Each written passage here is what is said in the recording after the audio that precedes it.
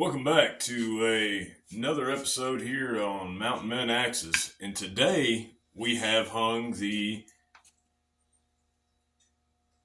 True Temper McClung Co. Knoxville, Tennessee on the 30-inch handle that we got at the flea market. Now, this isn't any old handle. This is a really nice handle, and especially for a flea market, it's very nice. And so, I'm pretty happy overall with this handle.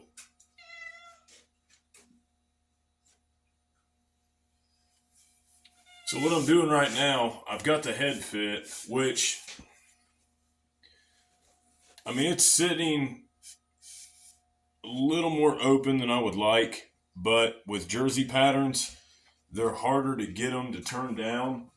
I do have an example of that. So I've got this bluegrass that I do have a more closed hang on, but you end up a lot of times sacrificing part of your hang. So you can see just a tiny gap right there. And that was part of the sacrifice with this hang. Now it's hung on a 31-inch Bucking Billy Ray, Bucking Special. And so I'm kind of partial to this. And I do like the way this looks. I like the way this swings. It's a great swinging axe. And that closed hang, I'm a fan of. So we'll see how it goes with the open hang here on the True Temper. Right now, I'm just kind of trying to take some of the impressions out from the vise. So I'm just taking a detail sander and I'm running it up some of the areas I had in the vise to try to get rid of some of these impressions. Even with a rag, you'll still end up with impressions on it, so you got to be careful. Now I've got leather jaws on that vise, but even with leather jaws and a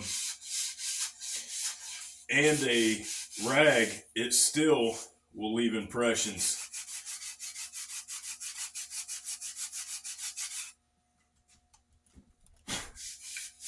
All right, so we've got a very tight fit with no gaps,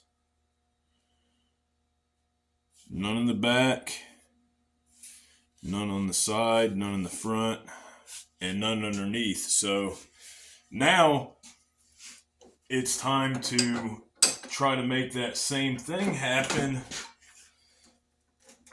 with the tongue, right? So you can sometimes try to crank it. I'm gonna move you a little bit. Sometimes you can try to crank it and move the handle a hair, but with the head just pulling down, trying to compress and get that open hang that you're looking for, or closed hang. But right now, my focus is on fitting this wedge. I've learned over probably 100 axes that the wedge is such a pivotal portion of the hang that if you skip the smallest step with fitting your wedge, then it's going to cost you in the long run. Right now, I can tell you that this portion of the eye that comes in towards the toe of the bit is a lot more compressed than the back portion. So when I go to fit the wedge, I want to make sure that the front portion is a little bit thinner than this back portion. So we're going to go ahead going to get the wedge box out. We're going to go through it and see what we got. So, it's a hatchet. It's a walnut wedge. It's a little bit bent. We do have some purple heartwood pieces as well that I could make a wedge from. Now I've got a lot of poplar. And I don't mind tulip poplar. I really don't.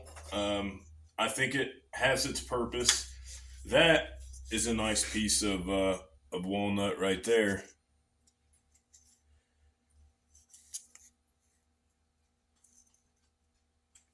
It's good straight grain. So I'm probably going to go with that, to be honest with you.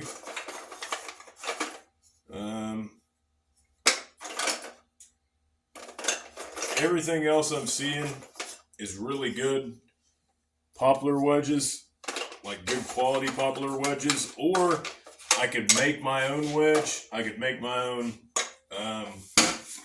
purple heartwood wedge, but I think that after I've put BLO on this, or just raw linseed oil on it, that the contrast, now seeing the color, the contrast of this is going to be really impressive. So what I like to do is I like to get it started, and then I'll take, this is called a Nic Pro pencil. So you can turn it to get more or less. You can also open this, pull this out, and you have a sharpener at the end, which I think is really neat. So you can click it a few clicks and then sharpen it. And that works out really well when you've got an axe head on top of your handle and you're trying to trace it. So check these out. These are, you can find them on Amazon. They're called Nic Pros. And so I kind of liked that. So, all right, what I'm going to do is I'm going to take my speed square and I'm going to set it close to where I think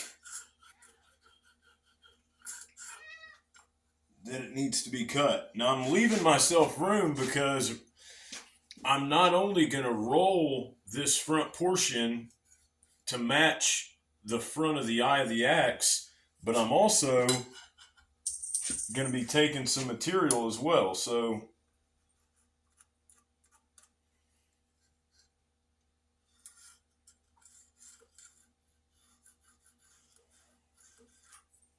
okay. So now that we have that done, we will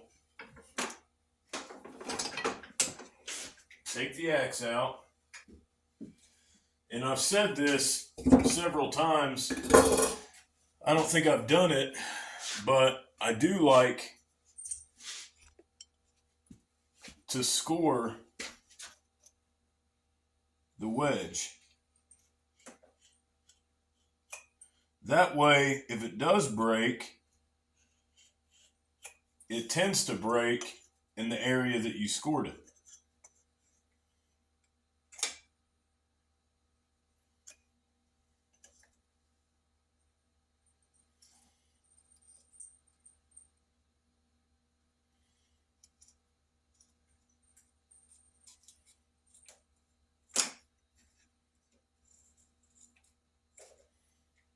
And sometimes you can get lucky and just score through it.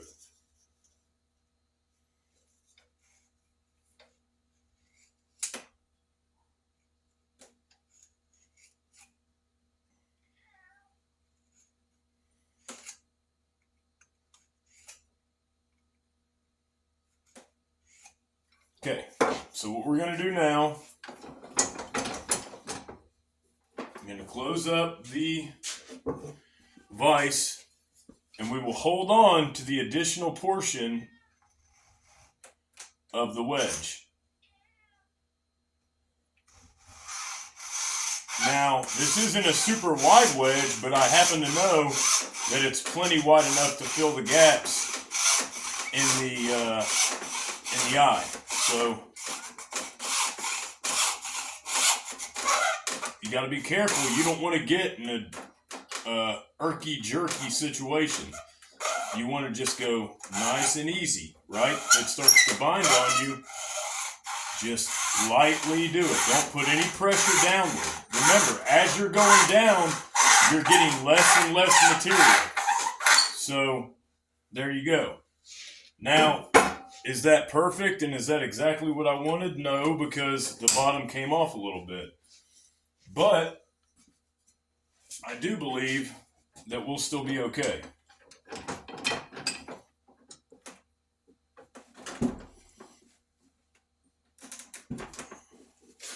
Okay, let's check it. Oh, by far. So now what we're going to do is we are going to take the sandpaper, the detail sander, the same detail sander I was using to get the indentions out, and we are going to put a roll on the wedge. So we know that the front of the eye is tapered heavily, and it looks probably close to, if I were to judge it, like this. So that's what we want to try to make our wedge look like. We want to make our wedge match that roll, right? Now we do know that we're going to be hammering it in further than that, and we're not going to be able to make it that thin, but at the same time, we can shape it the best we can and give ourselves the best opportunity to have a good hang. Now, one thing I've learned in the process is that making your wedge too small is a common mistake that I've made several times. Not the first few times I hung axes. I made them, usually a little too big. But after you've hung a few, you kind of get this, not arrogance, but you kind of get this over-cautiousness about your wedge. And you don't want it to be too big, and you want it to match right. You want to have this good match in the front and the back. And so you kind of make the mistake of overworking or shrinking your wedge to the point to where you have gaps in the front or back. So I would rather have the wedge start to jam up and me have to hammer it in than have too small of a wedge any day of the week. So remember that. If it comes down between having too big of a wedge or too small of a wedge, always go a little big. So right now what I'm trying to do is I'm trying to turn the back of the wedge into essentially a C shape, and the front of the wedge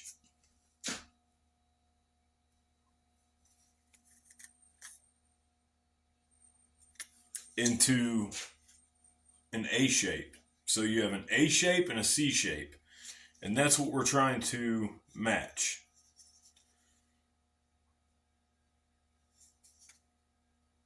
Okay, so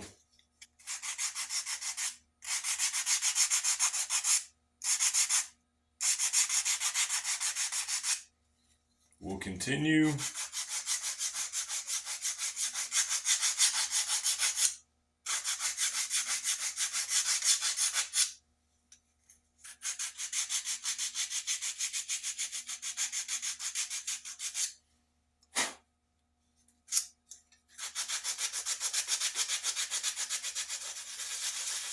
These are wedges I got off of eBay from a seller in Tennessee. There's a lot of walnut in Tennessee, so I just assumed that, and it was a pretty good buy. But they're nowhere near the quality of the Whiskey River wedges. Honestly, you could get a Whiskey River walnut wedge and most likely hang a full-size axe with it and have enough left to hang a hatchet. So, and the density of the wedge is there as well. So they're definitely worth it.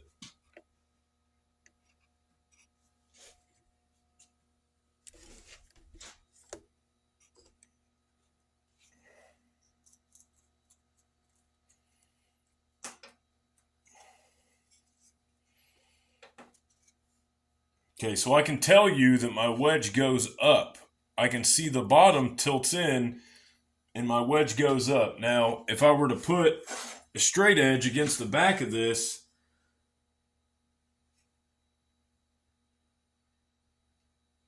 I know that it gets bigger.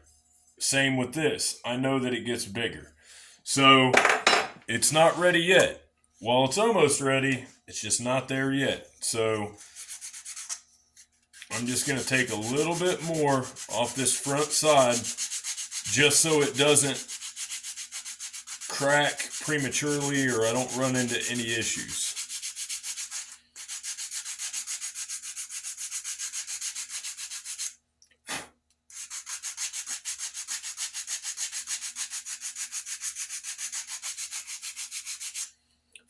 One thing I've learned to do over time is give the wedge a little bit of attention when it comes to oil. These wedges don't come out very often, so when they are out, it's nice to make sure you oil it. These can rot. You know, any piece of wood can rot and start to mold or get fungus or so the more you can replace the natural oils, the better.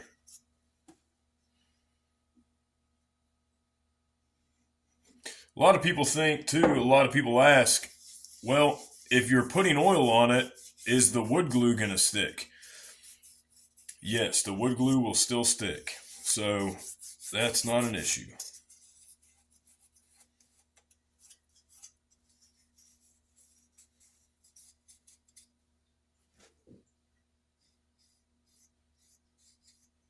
Some people will even chamfer these corners right here to try to prevent from cracking it.